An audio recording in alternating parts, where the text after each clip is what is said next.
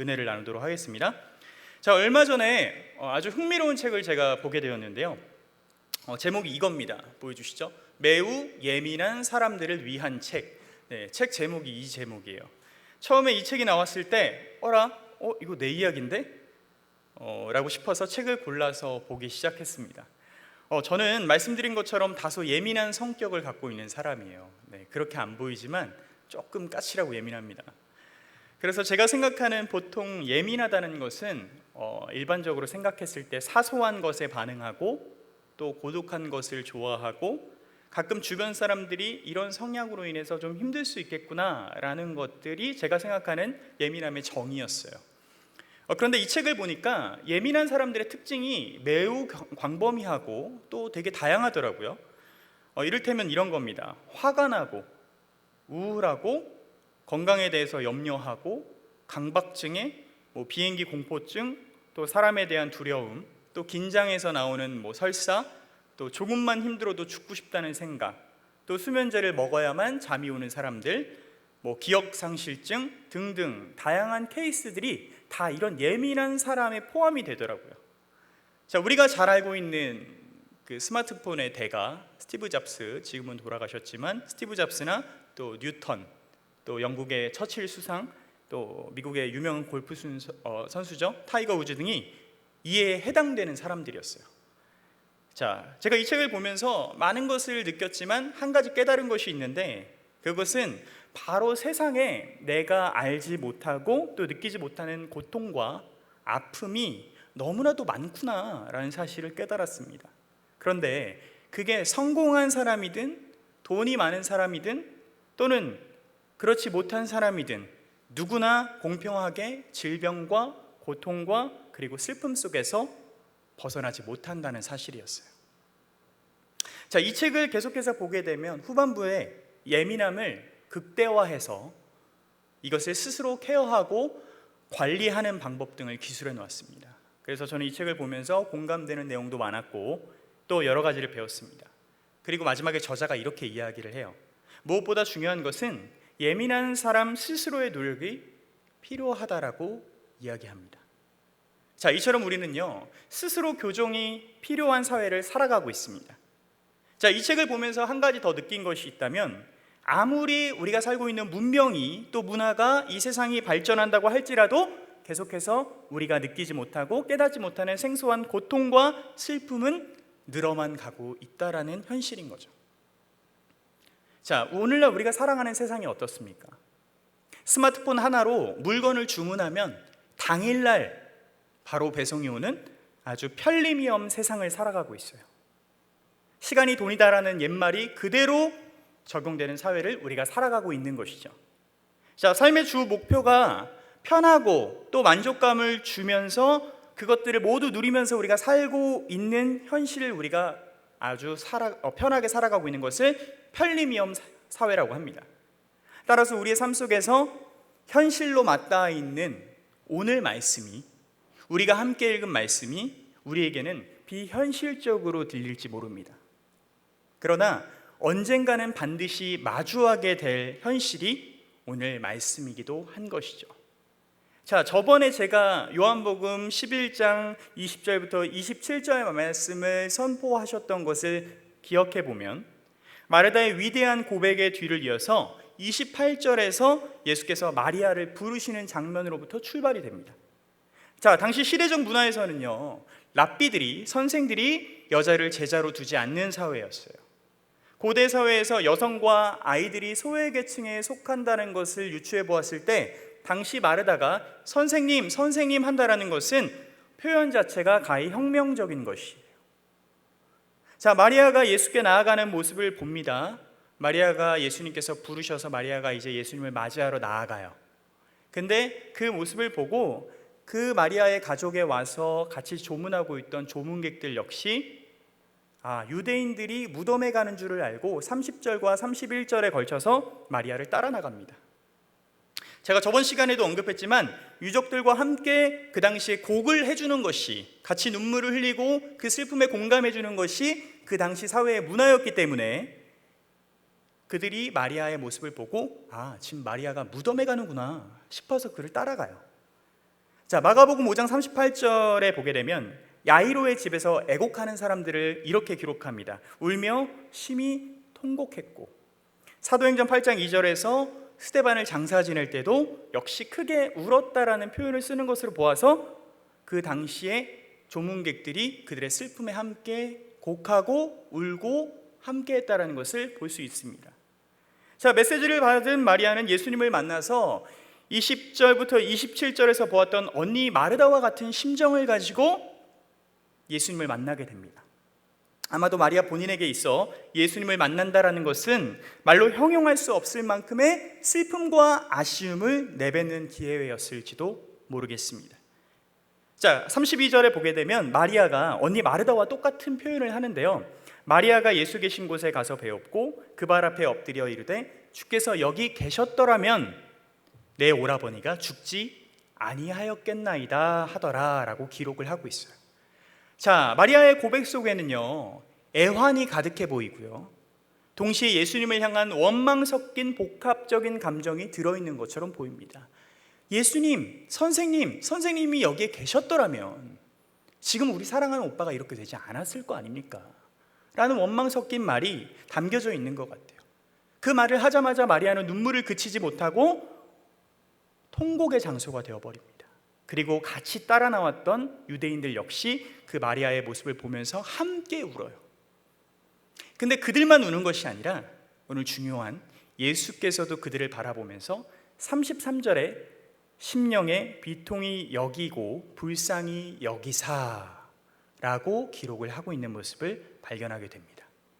자, 여기서 비통히 여기시고를 원어로 보게 될 경우 엠브리마오마이라는 단어로 쓰이게 되는데요, 이 의미가 뭐냐면 보통 분노, 동요하다 등의 감정을 표현하는 아주 강한 용어입니다.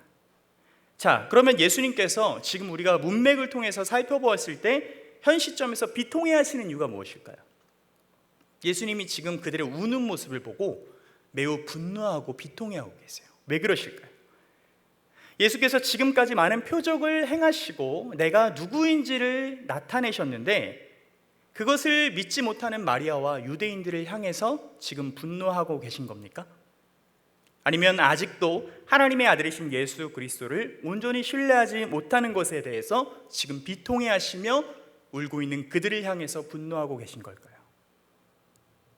자, 사실 예수님의 이 비통한 마음은요, 자신이 사랑하는 사람을 아프게 하고 또 슬픔 가운데, 그리고 지금 현실을 마주하고 있는 그들의 비참한 현실을 향한 분노였어요.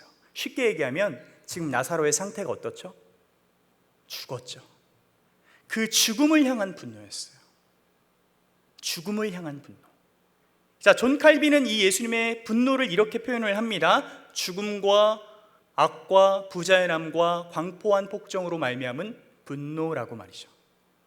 자, 이 분노의 대상이 죽음이라는 것을 쉽게 알 수 있는 것이 바로 심령애라는 표현을 통해서 볼 수가 있습니다. 자, 요한복음 19장 30절을 NIV 영어 성경으로 보게 되면, 제가 영어를 잘 못하지만 이해해 주시기 바랍니다. With that beat bowed his head and gave up his spirit, 이렇게 기록을 하고 있어요. 근데 이것을 해석하게 되면 예수께서 죽음을 영을 넘겨주는 것으로 표현을 합니다. 자, 근데 개역개정에서는 뭐라고 표현을 하냐면 영혼이 떠나가시니라고 표현을 하고 있어요. 근데 원문도 보게 되면 이것을 넘겨주다의 의미로 우리가 해석을 할 수 있습니다. 따라서 예수님께서 지금 죽음을 향해 분노하는 것은 단순히 감정의 문제가 아니라 죽음을 향한 영의 분노라는 사실을 우리가 문맥을 통해서 알 수 있는 것이죠. 자, 여러분, 우린 여기서 한 가지를 기억해야 됩니다. 자, 하나님께서 세상을 창조하셨잖아요, 그렇죠? 창조하시고 설계하실 때 분명히 그 설계도 안에는 죽음은 들어있지 않았어요. 창세기 1장부터 3장까지 본래 우리는 살펴보게 되면 죽지 않고 영원히 살도록 되어 있던 존재들이었습니다. 시간이 가도 쇠약해지는 것이 아니라 더 아름다워지도록 창조된 존재들이었다는 것이죠. 자, 이런 우리가 하나님을 등지고 스스로 구주가 되려는 바람에 이 모든 것이 전부 훼손되었고 죽음이 이 세상 가운데 침입하게 되는 것입니다. 자, 창조 질서의 세계를 파괴한 죽음이라는 괴물 앞에서 예수께서는 지금 분노하시면서 비통해하고 계신 것입니다. 동시에 죽음은 그분이 사랑하시는 창조 세계를 무참히 일그러뜨렸어요. 지금 예수의 비통한 심정이 바로 이러한 마음입니다. 하나님께서 세상을 이처럼 사랑하셔서, 그렇죠? 보시기에 좋았더라라고 표현한 이 세상 가운데 죽음이라는 것이 침입하고 하나님의 창조 질서의 세계를 모두 파괴해버린 이 세계를 바라보시면서 예수님께서는 지금 너무나도 비통하신 거예요. 분노가 막 일컫는 것입니다. 자, 이런 상황 속에서 예수께서는 마리아와 그들을 향해서 한 가지의 소망을 가져다 줍니다. 자, 예수께서는 34절에서 울고 있는 마리아를 향해서 물으십니다. 그리고 마리아는 답하죠. 이르시되 그를 어디 두었느냐? 이르되 주여 와서 보옵소서 하니라고 마리아가 대답을 합니다. 자, 여기서 와서 보옵소서라는 표현이 있죠. 자, 이 말은요, 예수께서 요한복음 1장에 보면 1장 39절에서 제자들을 부르실 때와 또 1장 46절에서 나다니엘에게 예수 당신이 누구인지를 나타낼 때 쓰는 표현이었어요. 하나님의 아들이신 예수 그리스도, 그분을 나타낼 때 와서 보옵소서라는 표현을 쓰셨습니다. 자, 하지만 마리아의 이 시간 와서 보옵소서라는 표현은 제자들과 나다니엘에게 썼던 표현과는 입장이 서로 다릅니다. 자, 예수님께서 본디 이 땅에 오신 목적 중 하나가 이렇게 엉켜버리고 무너져버린 창조의 질서를 회복하기 위해 오셨다는 사실을 제가 앞서 말씀드렸죠. 자, 바로 하나님의 생명을 주는 것이 예수님의 사명입니다. 그 말씀이 요한복음 10장 10절 하반절에 보게 되면 이렇게 기록하고 있어요. 내가 온 것은 양으로 생명을 얻게 하고 더 풍성히 얻게 하려는 것이다. 아멘. 자, 예수님의 투철한 사명이 담겨져 있는 메시지입니다. 자, 근데 이와 반대로 지금 마리아는요, 이 생명의 예수님, 하나님의 아들이신 풍성한 생명의 기쁨 되신 예수님을 깊은 어둠과 슬픔의 현실과 죽음이라는 현실의 자리로 지금 초대하고 있는 거예요. 살면서요, 우리는 뉴스나 언론이나 이런 매체들을 보게 되면 억울하게 생명을 잃은 안타까운 상황을 보게 됩니다. 그러면서 우리가 무슨 말을 하죠? 자연스럽게, 야, 저 사람 도대체 무슨 죄를 지었길래 저렇게 억울하게 갔을까? 자, 어른들은 이런 이야기들을 많이 하십니다. 전생에 도대체 무슨 죄가 있었길래? 자, 저도 어릴 때 친구들을 보면서 그런 친구들 있잖아요. 항상 무리들 중에 막 괴롭히는 친구들 있잖아요. 그럼 그 괴롭히는 친구들을 보면서 막 못되게 괴롭히는 모습 보면서 하나님한테 이렇게 기도했습니다. 하나님, 저 못된 녀석들 왜 이렇게 가만히 내버려 두세요? 제발 좀 데려가세요. 얼마나 잔인합니까, 제가? 하나님, 본때 좀 보여주세요. 왜 가만히 계시는 14만 4천도 더 되는 천사들 두고 왜 멀쩡하게 저런 악한 사람들? 근데 제가 성경을 이해하면 벌써 저부터 하나님이 한 대 치셨어야 되는데, 그렇죠? 그런 얘기들을 많이 했어요. 그런데 요한복음을 살펴보게 되면 요한복음에 포도주가 나오고요, 또 물이 나오고 생수가 나오죠. 그리고 빵이 나오고 또 제자들의 발을 씻기시는 모습이 나옵니다. 자, 영원한 처소 제공이라는 주요 상징들을 사용하셔서 예수님의 정체성, 즉 그가 누구인지를 우리에게 보여주고 나타내셨어요. 자, 가나 혼인 잔치의 포도주 사건 다 아시죠? 그 표적 아시죠? 자, 우리에게 풍성한 기쁨이 무엇인지를 나타내셨고, 사마리아 여인과 만남에서는 생수의 근원이신 예수를 통해서 해결될 수 없는 인간의 목마름과 갈증을 영원히 해소함을 나타내셨으며, 또 예수 그리스도가 그 자체가 포도주와 생수를 제공함으로써 기쁨과 즐거움 그리고 참된 생명은 주시는 분이라는 사실을 우리가 알았어요. 자, 이제 이 예수를 믿는 자들에게 오병이어의 기적을 통해서 생명의 빵이신 예수를 통해 세상의 생명의 중심을 나타내십니다. 그리고 마지막에 제자들의 발을 씻기신 것을 통해서 요한복음 10장 17절부터 18절에 기록된 것처럼 따라서 양을 위해 자신의 목숨을 내려놓는 선한 목자의 행위를 더욱 확장해 나가세요. 자, 이게 쉽게 얘기하면 뭐냐면 예수의 궁극적인 목적은요, 사랑하는 당신의 자녀들을 위해서 하나님의 아들이신 예수 그리스도의 표적을 통해서 십자가 위에서 죽는다는 사실을 우리에게 상기시켜주고 보여주는 것입니다. 예수의 발 씻는 행동은요, 제자들의 발을 씻기는 행동은 궁극적으로 십자가에서 자신의 제자들을 사랑하는 모습이고, 이 사랑을 통해서 하나님의 친구와 가족들이 완전히 변화될 것이라는 사실을 암시해 주는 거예요. 따라서 하나님께서 우리에게 표적을 보여주신 이유가 그냥 단순히 기적을 보여주신 게 아니에요. 하나님의 사랑으로 너희는 온전히 하나님의 가족으로 변화될 것이고 너네들이 겪고 있는 모든 것이 해결되어질 거야 라는 것을 의미하는 거예요. 따라서 이런 요한복음의 표적을 통한 상징을 우리가 보았을 때 예수께서 마리아의 주여 와서 보옵소서라는 이 초대에 반대로 예수님께서 마리아와 그리고 온 인류를 향해서 초대하는 사건을 우리가 보게 되는데요, 그 초대의 장소가 어디입니까? 바로 골고다의 언덕인 거예요. 골고다의 언덕으로 우리를 초대하시죠. 마리아의 시선에서 지금은 슬픔과 원망과 비통함이 가득합니다. 예수님이 그때 오셨더라면 이라는 원망 섞인 그 복합적인 감정을 가지고 분노하고 슬퍼합니다. 그러나 예수께서 십자가를 통해 우리를 얼마나 사랑하시는지를 그 골고다의 언덕으로 초대하심으로써 우리에게 보여주시는 것이죠. 마르다와 마리아의 예수를 향한 원망 섞인 계셨더라면 이란 이 물음에 그리스도께서는 십자가를 통해 참된 생명의 자리로 우리를 초대하고 계신다는 사실을 말씀을 통해 가르쳐주고 계신 거예요. 마르지 아니하고 굶주리지 아니하며 내 잔이 넘칠 만큼의 기쁨은 우리가 아쉬워하고 억울해하며 비통해하는 삶을 우리의 삶과 기억 속에서 영원히 지워버릴 것을 주님께서 우리에게 약속하고 계신 겁니다. 근데 이것은요, 그저 제가 말하고자 하는 약속이 아니고 막연한 약속이 아니에요. 이 약속의 증표를 세 가지를 통해서 예수님께서 나타내시는데요, 자, 그 증거로 34절에서 예수께서 그를 어디에 두었느냐라고 표현을 하시죠. 자, 예수님의 이 질문 후에 예수께서 부활하신 날 아침에 막달라 마리아의 입에서 동일하게 이 말이 터집니다. 요한복음 20장 15절 말씀을 보게 되면요, 주여 당신이 옮겼거든 어디에 두었는지 내게 이르소서, 그리하면 내게 가져가리이다 라고 묻습니다. 자, 예수의 몸에 향유를 부으러 무덤에 갔다가 시신이 없자 앉아서 울고 있을 때 예수께서 나타납니다. 마리아는 이 모습을 보고 예수가 동산지기인 줄 알고 착각해서 그에게 물어보는 장면이 나와요. 자, 두 번째로, 자, 오늘 33절에서 흘린 마리아의 눈물이 이 요한복음 20장 15절에서도 동일한 마리아의 눈물이 나옵니다.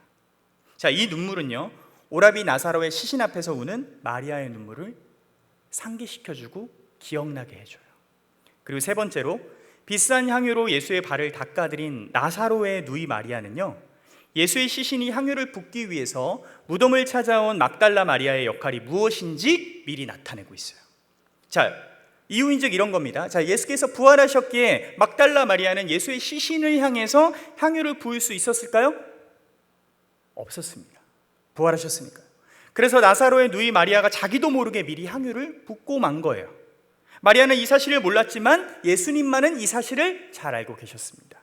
그래서 저자 요한이 32절에서 마리아를 설명할 때 이렇게 표현하고 있어요. 발 앞에 엎드려라는 표현을 사용하고 있는 것입니다. 자, 사랑하는 여러분, 자, 예수님께서 예수의 시신을 잃어버린 막달라 마리아의 눈물은요, 앞서 우리가 보신 것처럼 자신의 오라비 나사로를 위해 흘린 눈물과 동일한 상황을 의미합니다.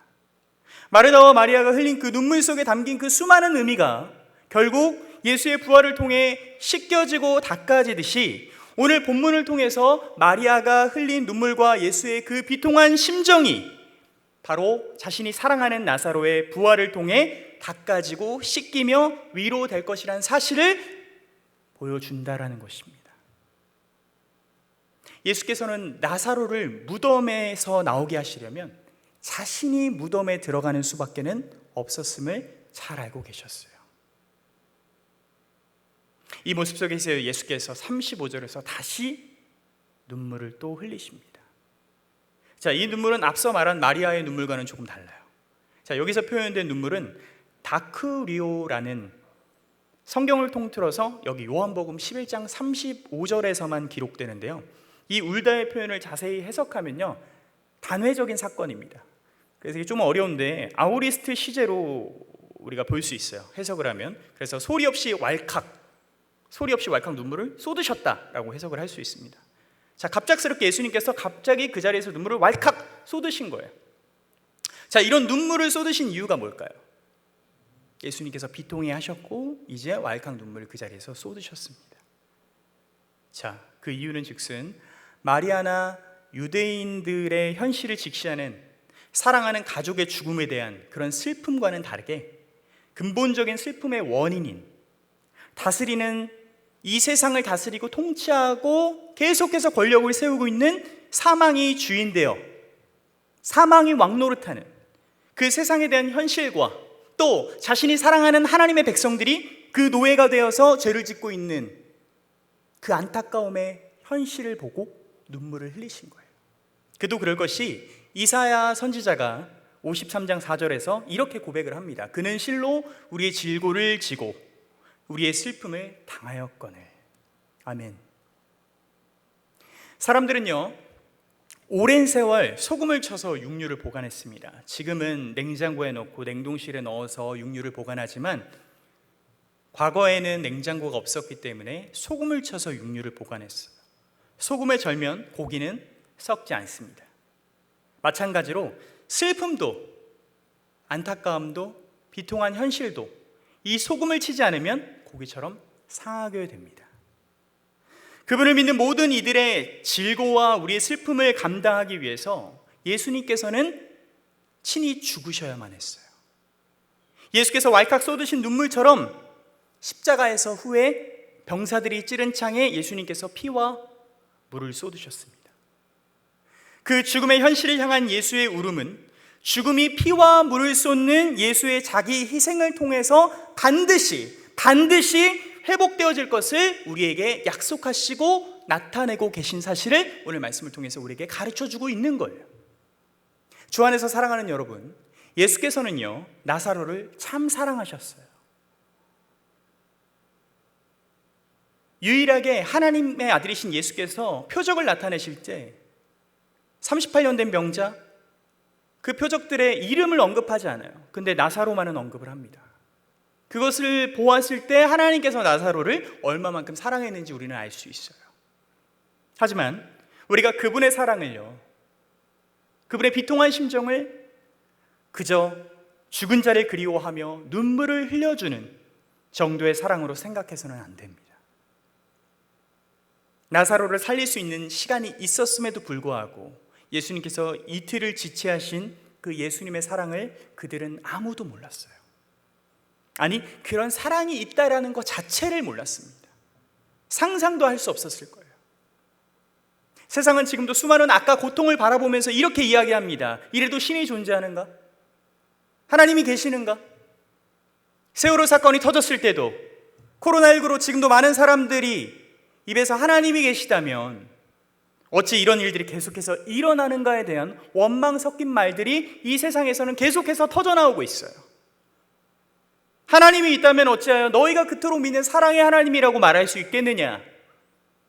라는 말들이 각종 커뮤니티 사이트들에서 믿지 않는 사람들 입에서 계속해서 나오고 있어요.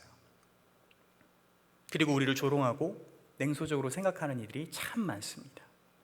그러나 지금 그 예수님의 사랑은요, 냉소적이고 조롱하는 그들이 감히 꿈꾸지도 못하고 감히 상상할 수 없는 그런 사랑입니다. 그들은 나사로의 죽음이 기쁨이 되게 할 예수님의 사랑에 대해서는 전혀 몰랐어요. 그들은 나사로의 죽음을 그저 슬픔과 비통한 현실과 아픔이라고만 생각했고 하나님이 계셨더라면이라는 인간적인 생각을 갖고 거기에 숨겨져 있는 하나님의 사랑을 깨닫지 못했다라는 것이에요. 자신의 피와 물을 쏟아가시며 십자가에서 나사로를 영원히 살게 할 그 사랑이란 사실을 어떤 누구도 깨닫지 못했다라는 사실입니다.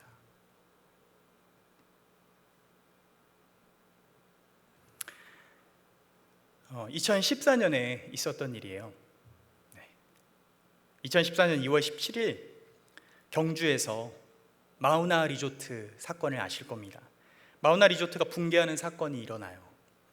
대학교 신입생 오리엔테이션이 있었는데 그만 쌓였던 눈의 무게를 견디지 못하고 강당에 지붕이 무너져 내리는 아주 뼈아픈 사건이 일어나게 됩니다. 자, 사고 소식을 들은 많은 부모님들께서 병원으로 달려갔지만 이미 자녀들은 숨을 거둔 상태였어요. 자, 그중 한 아버지께서 아이의 유품을 정리하다가 딸의 꿈이 선교사가 되어 어려운 나라를 돕는 일이란 사실을 알게 됩니다.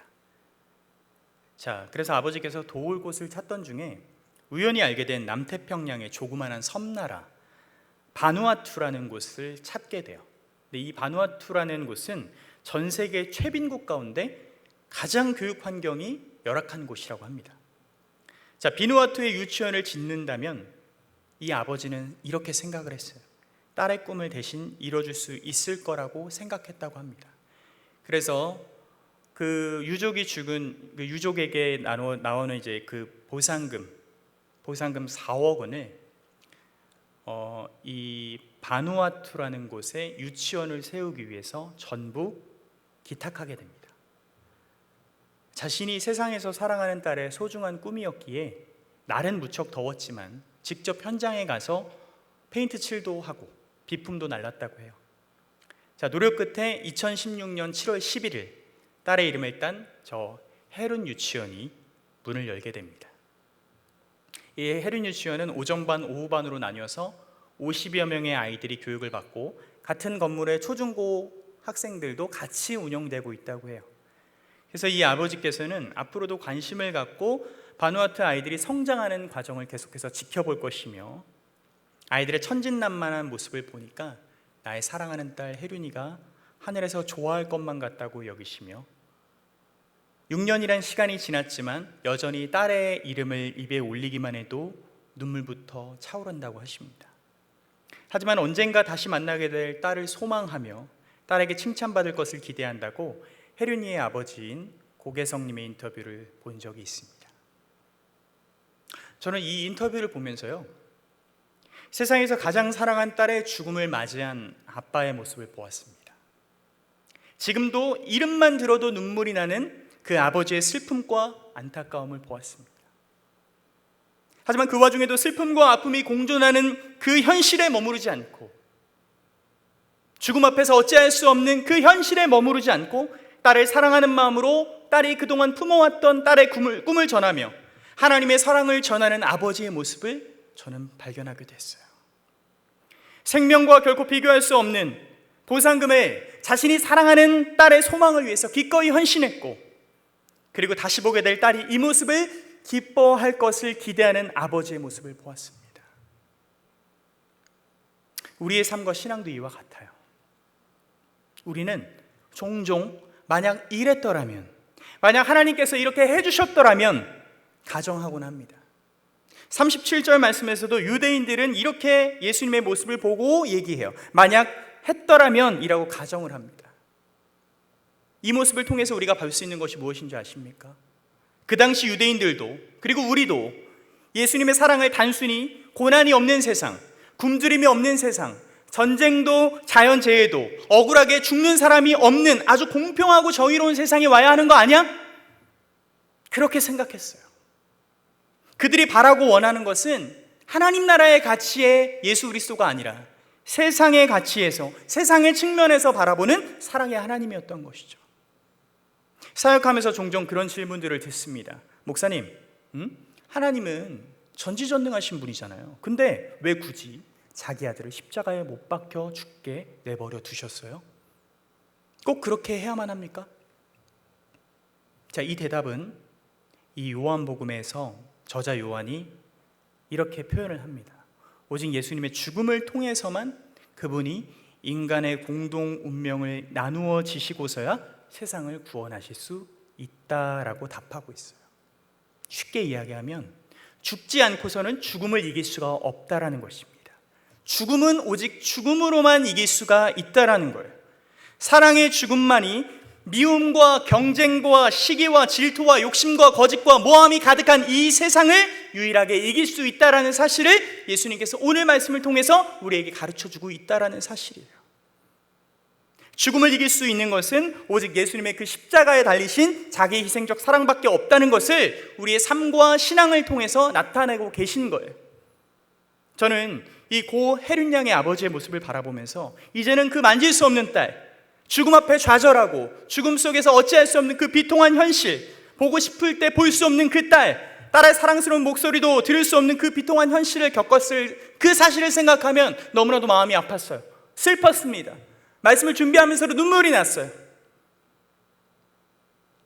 눈에 넣어도 아프지 않을 자식을 잃은 아버지의 고통 속에서도 우리 아버지의 모습은 딸 혜륜이를 사랑해서 보상금도 포기하고 딸의 소망을 이루어주시는 아버지의 사랑을 바라보았습니다. 자식을 향한 사랑, 또 어려운 이웃을 향한 그 사랑 때문에 그 슬픔과 질고를 짊어지신 아버지의 그 사랑이 자신의 딸의 이름을 딴 혜륜 유치원으로 거듭난 것이죠. 사랑하는 여러분, 우리의 왕께서는요, 친히 그 자리에서 내려오셔서 자신이 사랑하는 당신의 자녀들을 위해서 눈물을 흘려주셨고 비통해하는 심정으로 죽음의 권세를 향해 분노하셨습니다. 그리고 마침내 자신을 내어주고 마르다와 마리아의 슬픔과 질고를 나사로의 부활을 통해서 씻어주셨어요. 우리가 흘리는 눈물 역시 슬픔과 현실에만 마주해서는 결코 안 될 것입니다. 슬퍼하는 그들과 함께 울고 충분히 슬퍼하되 깊은 소망을 주님께 두고 그 소망을 품어야 한다라는 거예요. 어떤 종교들은 이야기합니다. 내세는 존재하지만 한 인격체로서의 당신의 의식은 소실된다. 사후에는 너와 내가 없이 늘 우주의 일부가 될 뿐이다 라고 이야기해요. 그러나 사도 바울은요, 이런 우리의 삶을 통해, 우리의 모습을 통해 이렇게 이야기합니다. 주께서 호령과 천사장의 소리와 하나님의 나팔 소리로 친히 하늘로부터 강림하시리니 그리스도 안에서 죽은 자들이 먼저 일어나고 그 후에 우리 살아남은 자들도 그들과 함께 구름 속으로 끌어올려 공중에서 주를 영접하게 하시리니 그리하여 우리가 항상 주와 함께 있으리라. 그러므로 이러한 말로 서로 위로하라. 함께라는 말이 반복되면서 우리가 사별했던 이들과 함께 있을 것이고 주님과도 영원히 함께 있을 것을 이 데살로니가전서 4장 16절부터 18절의 말씀을 통해서 가르쳐주고 있는 것입니다. 이것이 바로 예수 그리스도께서 우리에게 주는 소망인 거예요. 죽음이 끝이 아니야. 함께하게 될 날을 우리는 꿈꾸게 될 거고 반드시 그날은 올 거야 라고 우리에게 깊은 소망을 심어주고 계신 것입니다. 이런 표현이 인격적 관계를 나타내고 하나님의 완전하신 사랑이 부활하시고 끝이 아니라 지금도 앞으로도 영원히 우리와 함께 하신다라는 것을 보여주고 있는 거예요. 주 안에서 사랑하는 여러분, 현실을 살고 현실 앞에서 눈물을 흘리되 그리고 함께 슬퍼하고 그들과 함께 기뻐하고 함께 눈물을 흘리며 그들의 삶에 공감하되 거기까지만이 아닌 예수 그리스도께 깊은 소망을 두며 나아가십시오. 그런 삶을 살아가십시오. 죽음은 먼 미래가 아닙니다. 죽음은 우리 앞에 있고 죽음은 우리 현실 앞에 피부로 와닿아 있어요. 그 눈물 속에는 죽음 앞에 펼쳐진 그리스도의 자기희생적 사랑을 기억하면서 우리가 기뻐하는 삶을 살아야 한다고 우리에게 가르쳐주고 있습니다. 지금 그분께서는 부활하셔서 우리와 동행하시고 두세 사람이 모인 곳에 당신의 이름을 부르는 자들과 함께 하신다고 약속하셨습니다. 소망하십시오. 품으십시오. 죽음이 끝이 아니라는 사실을. 우리 사랑하는 모든 성도님들이 죽음의 그 비통한 현실 앞에 주저앉지 않으셨으면 좋겠습니다. 왜냐하면 예수님께서 십자가의 사랑을 통해 그 죽음을 이기셨기 때문입니다. 그 사실을 믿고 그 깊은 소망을 주님께 두며 나아갈 때 우리는 그 죽음 앞에 두려워할 수 있지만 그 두려움을 온전히 사라지게 하시는 하나님의 사랑을 통하여 다시 일어설 수 있고 다시 이겨낼 수 있다라는 사실을 우리는 가슴속 깊이 새겨야 할 것입니다. 사랑하는 여러분, 오늘 들은 말씀을 우리가 가슴속 깊이 새기면서 이 죽음이라는 것을 두려워하지만은 마십시오. 하나님의 완전하신 사랑이 이 죽음을 이기셨고 하나님의 완전하신 사랑이 예수 그리스도라는 그 십자가의 사랑을 통해 보여지신 것처럼 그 슬픔에 그 질고에 더 이상 자유하지 않는 인생이 아니라 진리가 우리를 자유케 하신다고 말씀하셨던 것처럼 그 말씀을 의지하고 그 말씀을 신뢰함으로 주님 뜻대로 살아내는 우리 사랑하는 모든 계명교회 공동체 여러분들 되시기를 주님의 이름으로 축복합니다.